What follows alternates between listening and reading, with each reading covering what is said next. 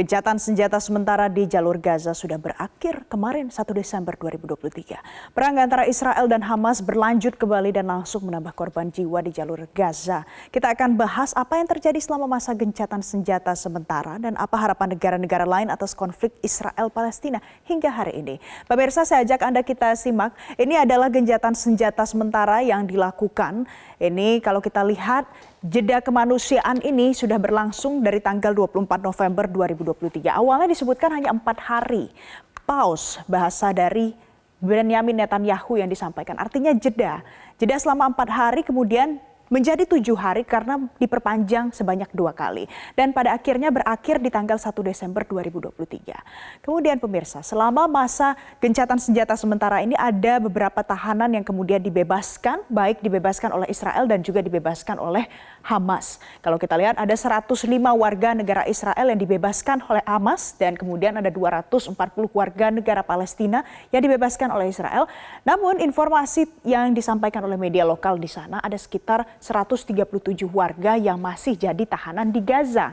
Tapi sayang sekali karena gencatan senjata ini sudah berakhir dan perang antara Israel dan Hamas kembali berlanjut.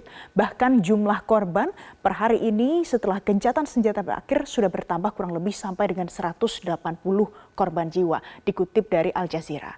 Kemudian pemirsa, selama masa gencatan senjata ini ada lagi hal lain yang terjadi, yakni bantuan kemanusiaan yang berhasil masuk dari Mesir menuju ke jalur Gaza. Karena ini merupakan satu-satunya jalur yang bisa digunakan untuk mengirimkan bantuan. Apa saja yang berhasil?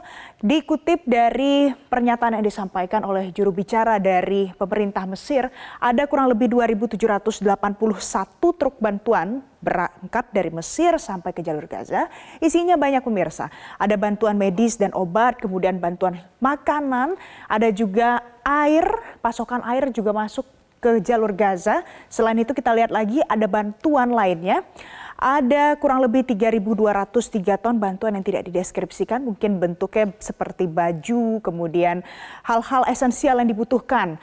Untuk warga yang ada di Gaza, ada 137 ton tenda dan yang paling penting adalah bahan bakar. Walaupun angkanya hanya 24.000 liter, ini sangat bermakna ataupun penting bagi masyarakat yang masih tinggal di jalur Gaza. Tapi pemirsa, bantuan kemanusiaan ini sebenarnya tidak cukup untuk masyarakat yang sampai saat ini ada di jalur Gaza.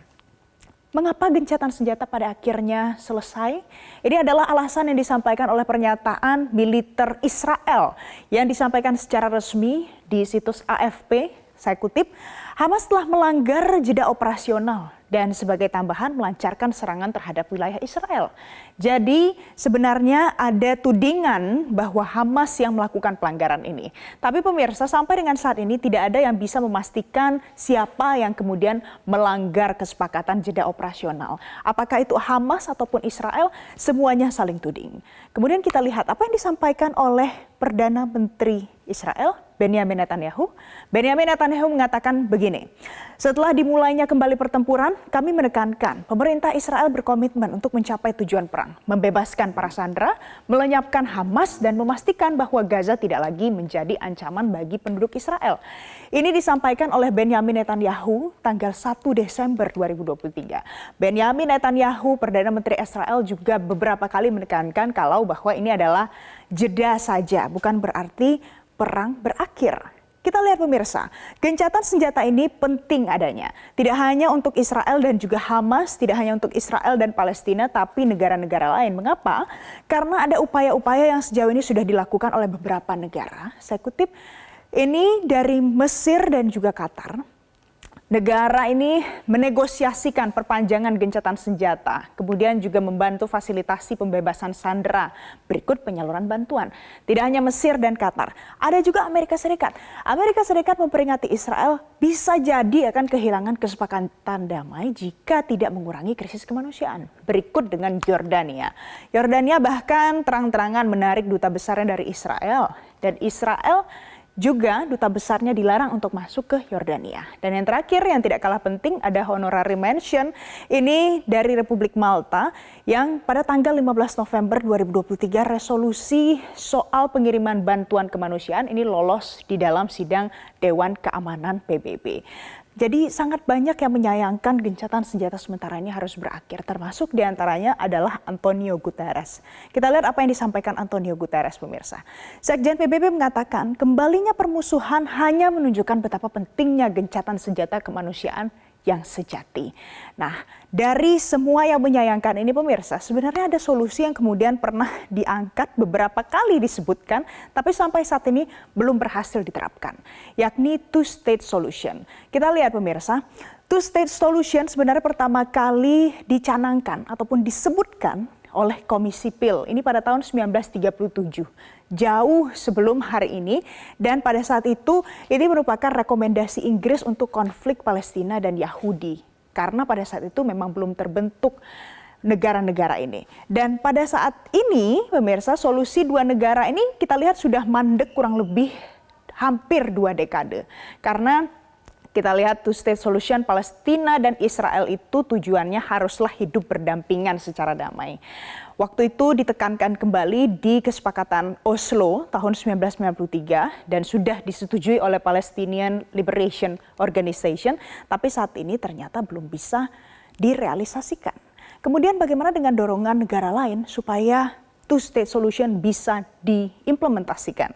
Ini yang disampaikan oleh Xi Jinping.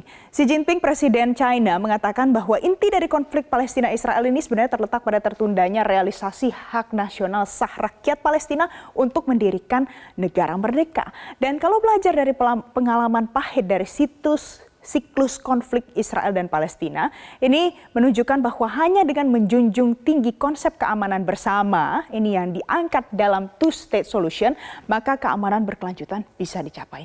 Ini disampaikan oleh Xi Jinping pada tanggal 30 November 2023. Dan pemirsa, yang jelas adalah Indonesia juga menjadi negara yang terus menggaungkan diimplementasikannya two-state solution bagi Israel dan juga Palestina. Walaupun sampai saat ini belum ada solusi lain yang muncul selain two-state solution, kita akan terus nantikan dan berharap yang paling baik untuk penyelesaian konflik di Israel-Palestina. Jelajahi cara baru mendapatkan informasi. Download Metro TV Extend sekarang.